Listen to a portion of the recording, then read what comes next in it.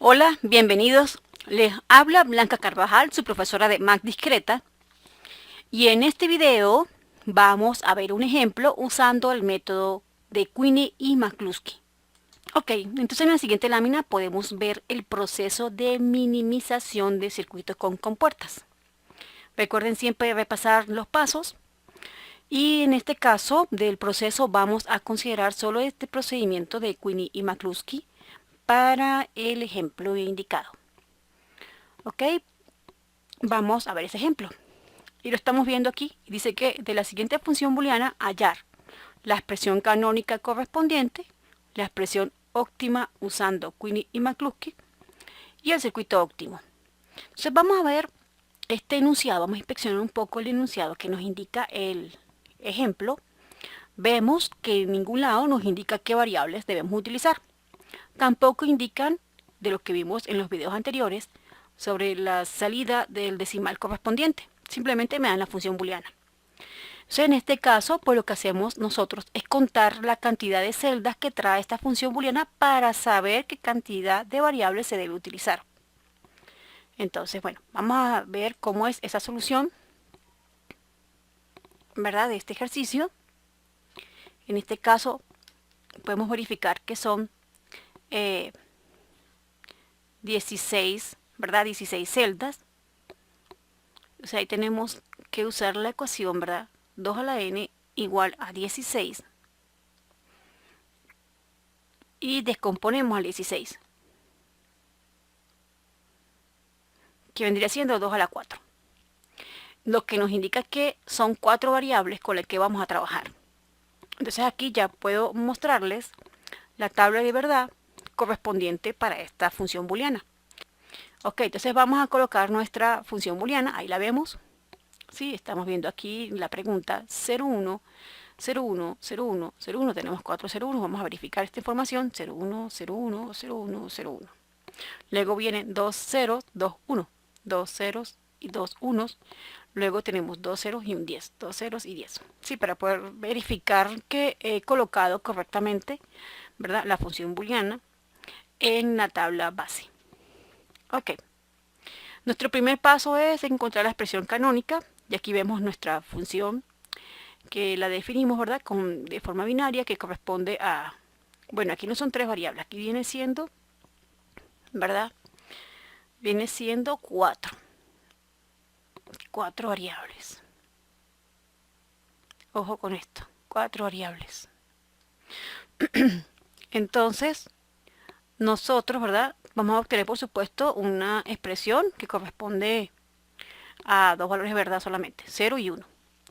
Bien, luego que tengo ya definido, ¿verdad?, que son 4 variables y estamos colocando aquí que la función viene siendo o viene dado por las variables w, x, y, z. Entonces vamos a ubicar quiénes son los átomos de la función booleana, ¿verdad?, o de la salida de la tabla de verdad, que viene siendo, ¿verdad?, los 1 de esta salida. Ahí las tenemos ubicadas. Ya teniéndolas ubicadas, vemos la combinación, ¿verdad?, correspondiente de la tabla base, o sea, el binario que corresponde a este átomo, o índice binario. Y ahí tenemos, para nuestro primer átomo, vendría siendo la combinación, ¿verdad?, el 0, 0, 0, 1. Y cuando estamos trabajando con Minter, el átomo, ¿verdad?, o sea, 1, los ceros de ese binario, ubicando la variable, a esa variable le debemos colocar complemento. Entonces, en este caso, nuestro primer término viene siendo W complemento, X complemento, Y complemento, Z. Y ahí vemos la señalización de este. Y aquí vamos a colocar lo que acabo de decir. Bueno, en este lado. Aquí estaría nuestro primer término de la expresión canónica. Vemos ahora el siguiente átomo. Tenemos la combinación 0011. Vendría siendo W complemento, X complemento, Y, Z. Vemos ahora el siguiente átomo. Y aquí vamos a encontrar nuestra expresión, ¿verdad?, de ese término. Siguiente. Tenemos el siguiente, ¿verdad?, que es el 1010. Y el siguiente 1011. Y el último átomo que viene siendo 1110. Ok, eso ya tendríamos aquí con estos términos la expresión canónica. Ya con eso es suficiente para contestar la parte 1 del ejemplo. Entonces, aquí estoy colocando los decimales, observemos los decimales por si alguien va a trabajar la expresión canónica con decimales. Y puedo haber colocado aquí directamente este que es el minitérmino 1, ¿verdad? O colocar la sumatoria de minitérminos y indico los decimales. 1, 3, 5, 7, 10, 11 y 14. Entonces, fíjense ahí.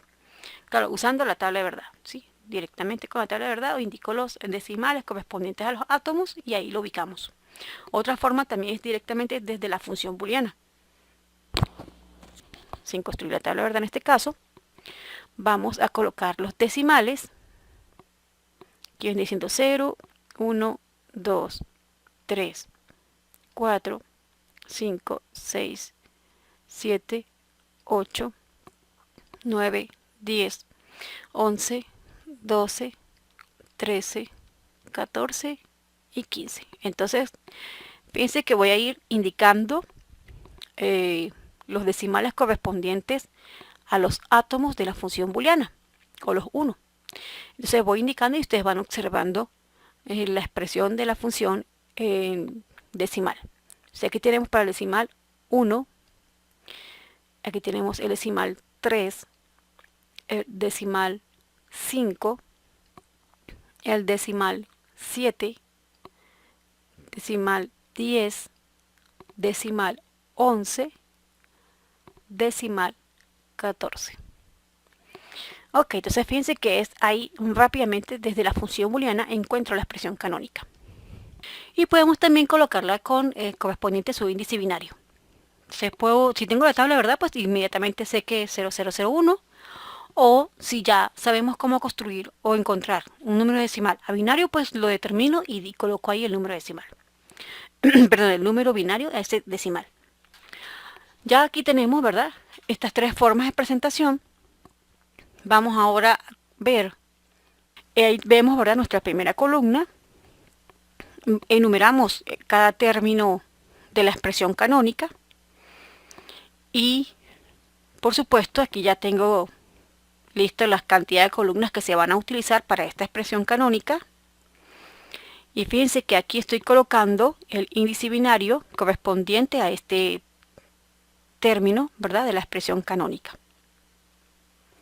Que recuerden que este término de la expresión canónica viene dado de los átomos de la función booleana o de la salida de la tabla de verdad.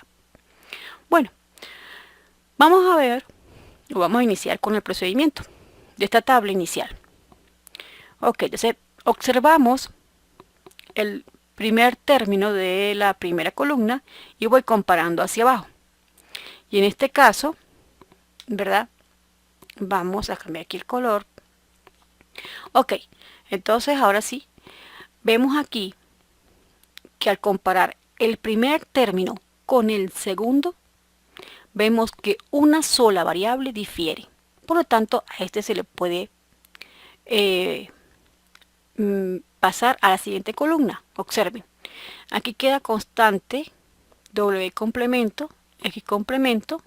Fíjense que aquí la variable que difiere viene siendo la de Y complemento pasa a y Z se mantiene. Entonces puedo hacer esta combinación. Vendría a ser la combinación 1 y 2 y esta combinación 1 y 2 la paso a la columna que le llamamos paso 1. ¿Sí? Solo se pasan las variables constantes, o sea, las que no cambian.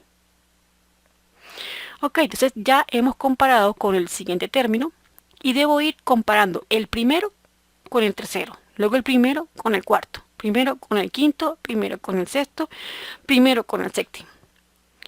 Y luego que termine este proceso, ¿verdad? Voy con el segundo término de esta columna. Ok, vamos entonces a retomar aquí, ¿verdad? El procedimiento sería 1 ahora con 3. Y observamos que en este caso difiere una sola variable, quedándonos W complemento, Y complemento y Z. Entonces viene siendo la combinación 1 y 3. Perdón.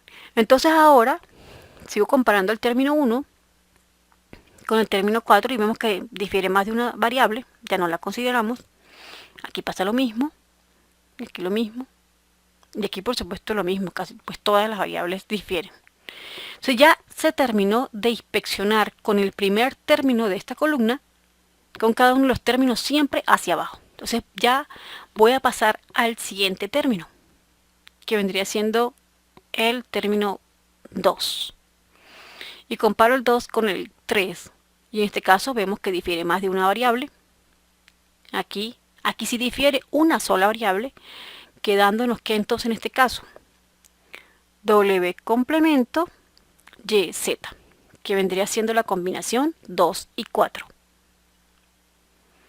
Bien, ahora sigo comparando 2 y 5. Hay más de una variable que difiere, ¿verdad? Sí, porque observamos a W que cambia y también Z.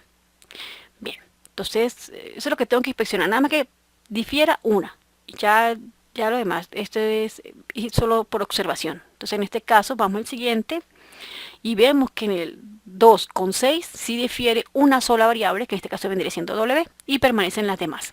Entonces tenemos la combinación 2 y 6, que viene siendo X complemento Y, Z. Ok, comparamos ahora el 2 con el 7 y existe más de una variable, ¿verdad?, que difiere. Entonces ya hemos terminado de comparar. Ahora vámonos con el término, ¿verdad?, 3 de esta columna y voy comparando hacia abajo. Aquí mismo vemos que 3 y 4 difiere, ¿verdad?, una sola variable. Por lo tanto, esta combinación viene siendo 3 y 4, quedándonos W complemento X, Z.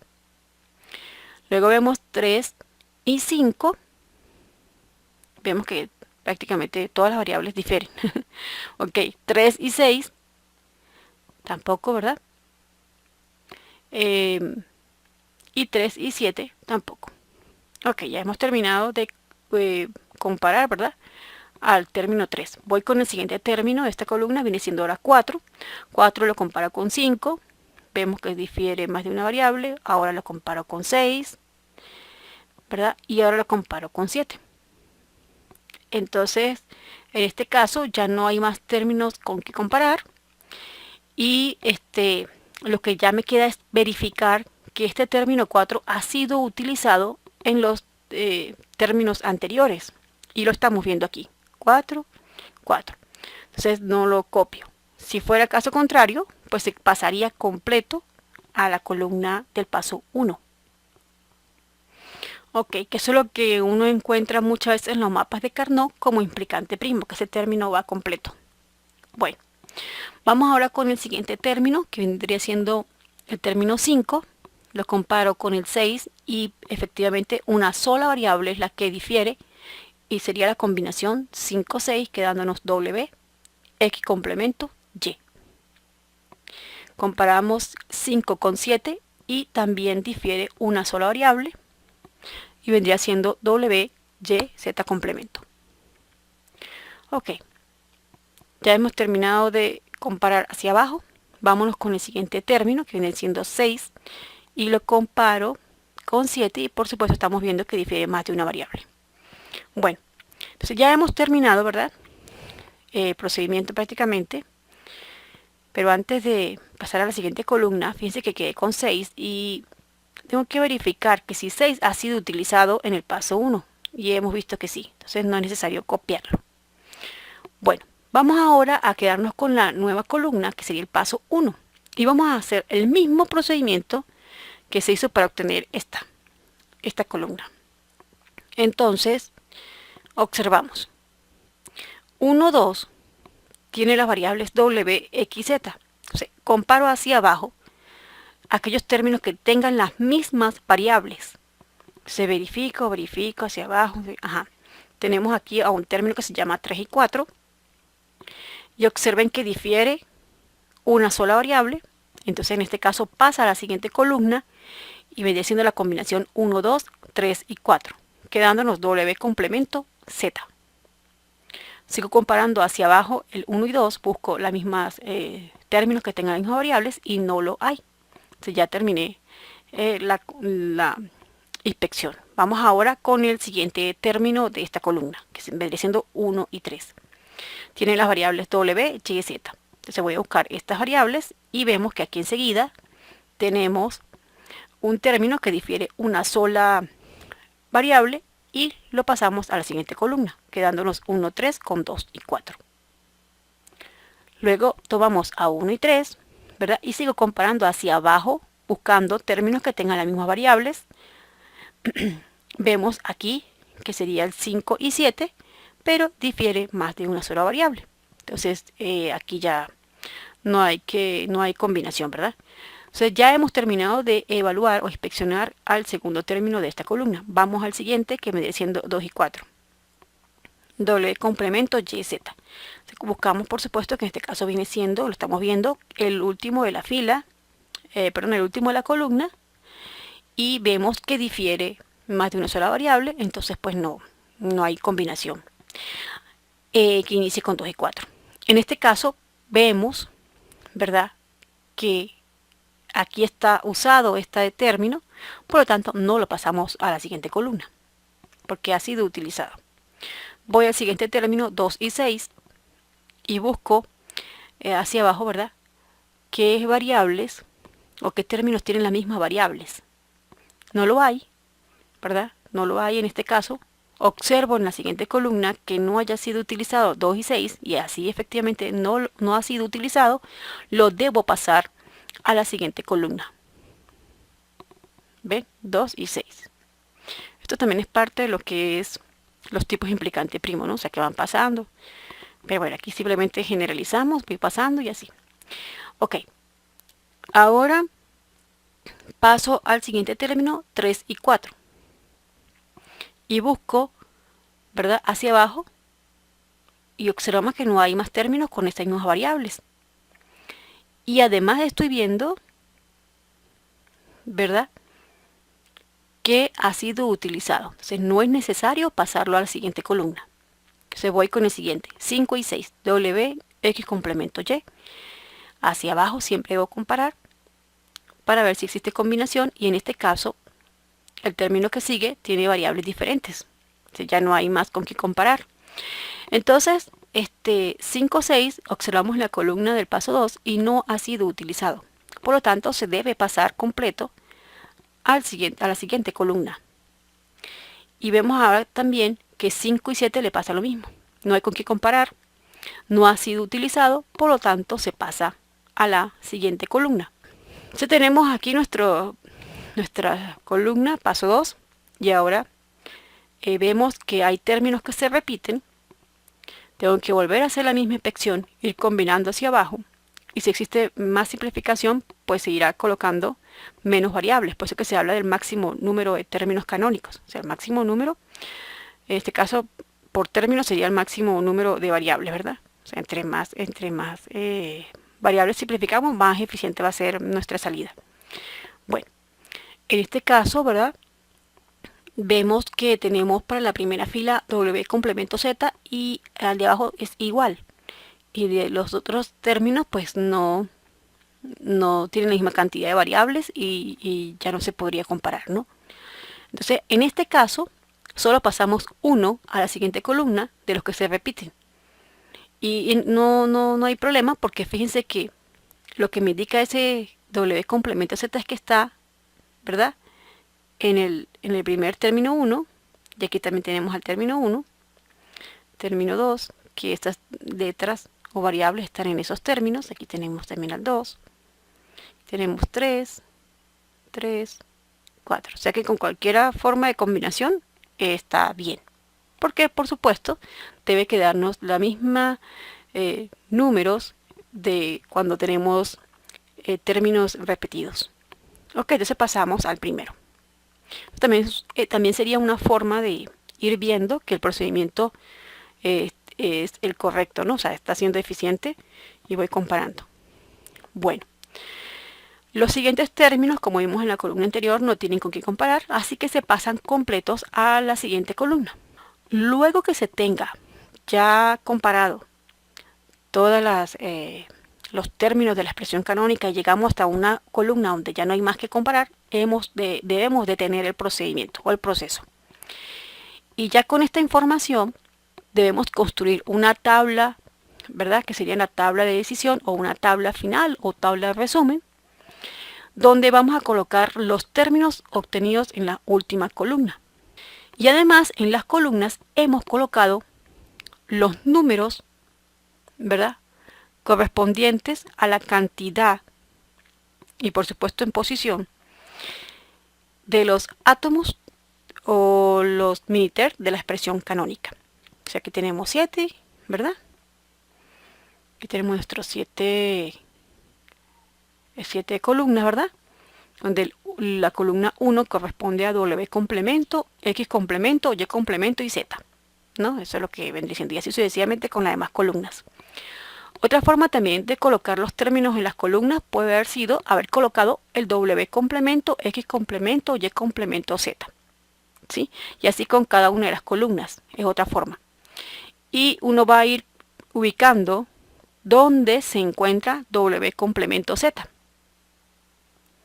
Y uno dice, bueno, está en la columna 1, que lo estamos viendo aquí, que están estas mismas, las dos variables están en el mismo término, debe ser así. Vemos en el siguiente término, y también en el siguiente término, y asimismo en el 4, ya en el 5 difiere, 6 y 7 también. Entonces, bueno, eso es una forma. Entonces, es ir inspeccionando, ¿verdad?, cuando colocamos los términos aquí. Pero también es más práctico hacerlo de esta forma.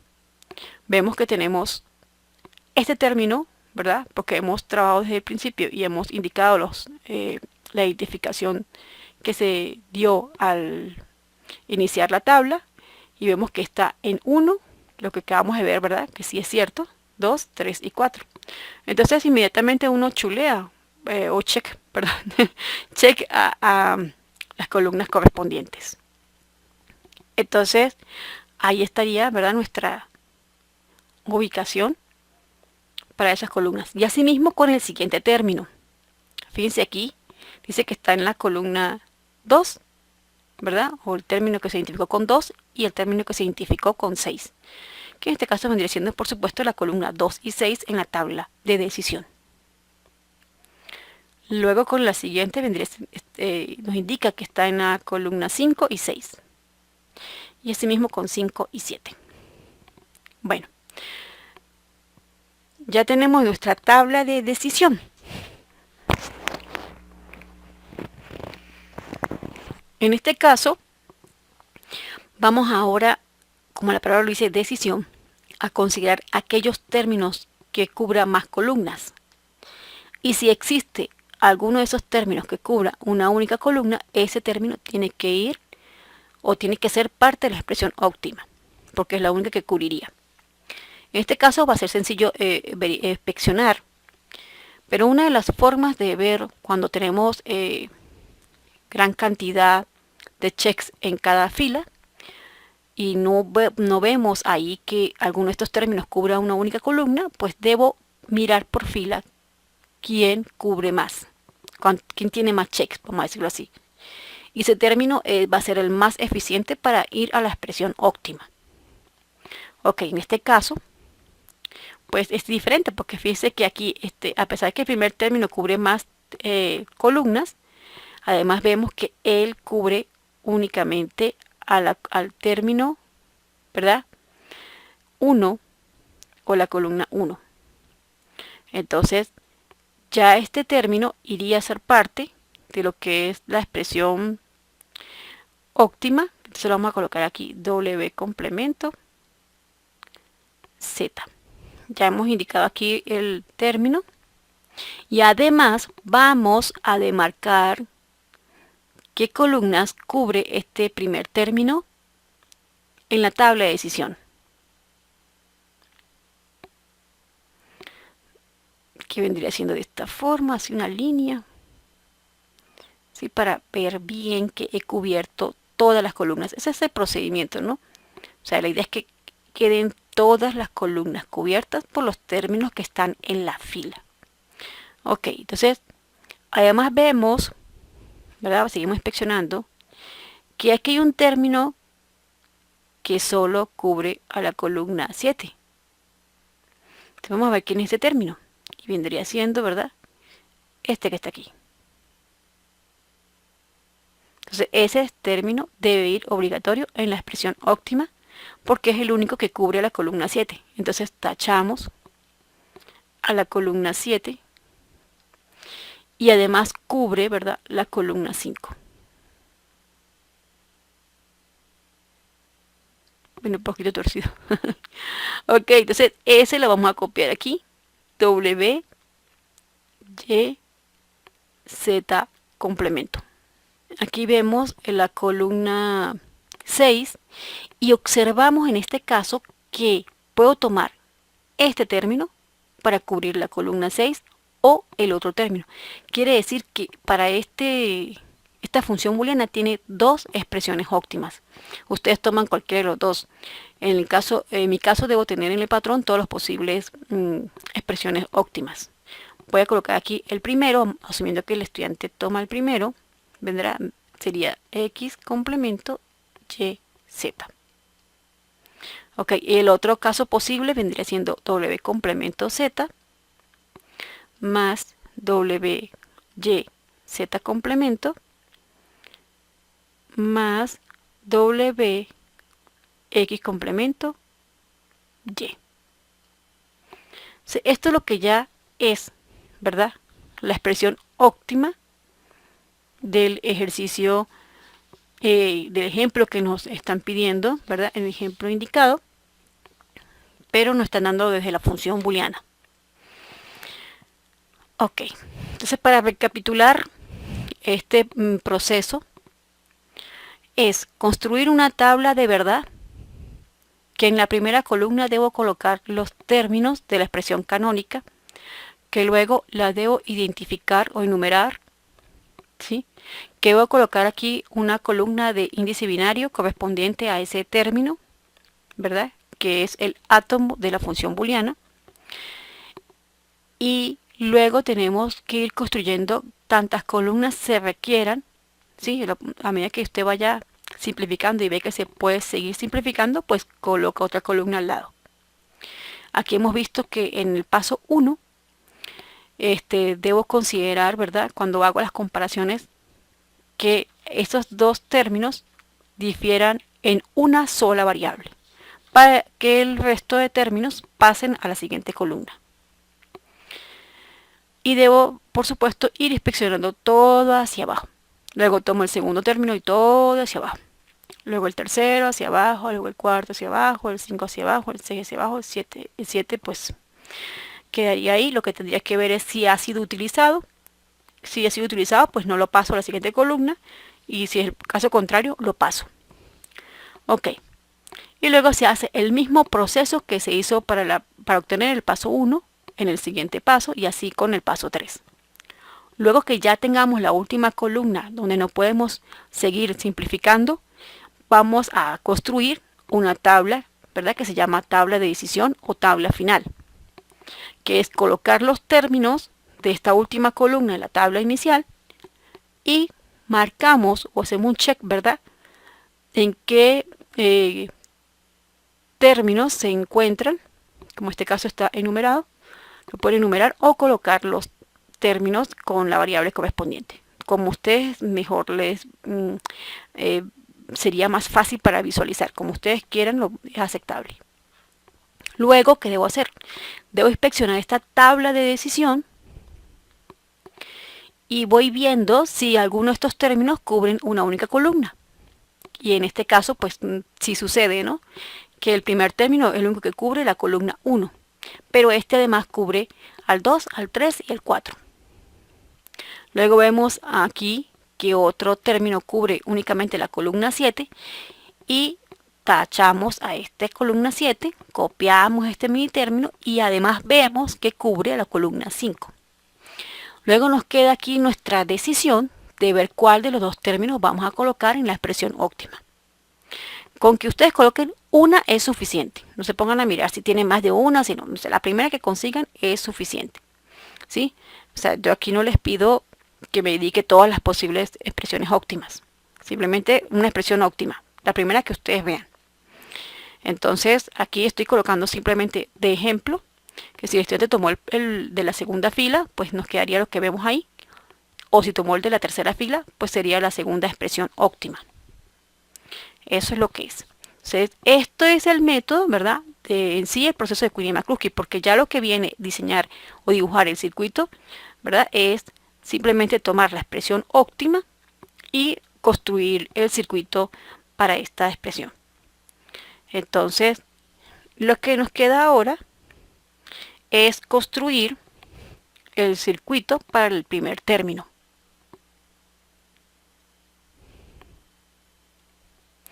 Y ahí tenemos lo que es la última ítem de la pregunta, ¿verdad? Del ejemplo. Y estamos viendo la expresión de esta expresión óptima, la primera, por supuesto, sí, que nos indica que era W complemento Z más W Y Z complemento más X complemento Y Z.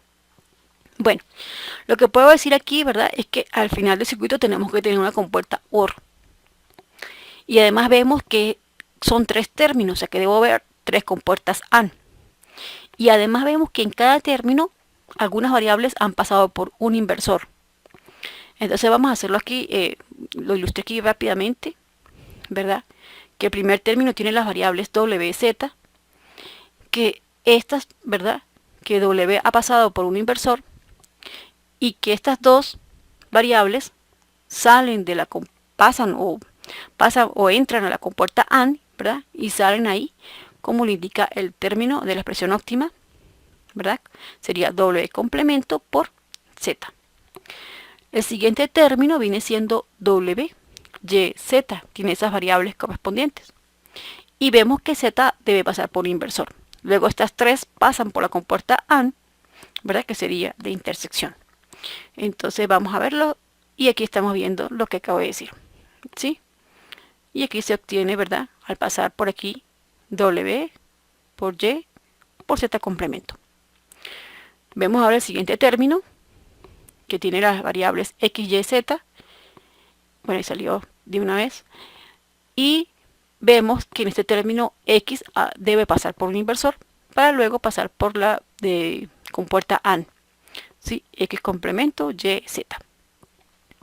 Y luego todas estas tres, por supuesto, pasan por la compuerta OR. ¿Sí? Que serían las entradas de esta compuerta, obteniendo en sí nuestra expresión óptima indicada en el paso anterior.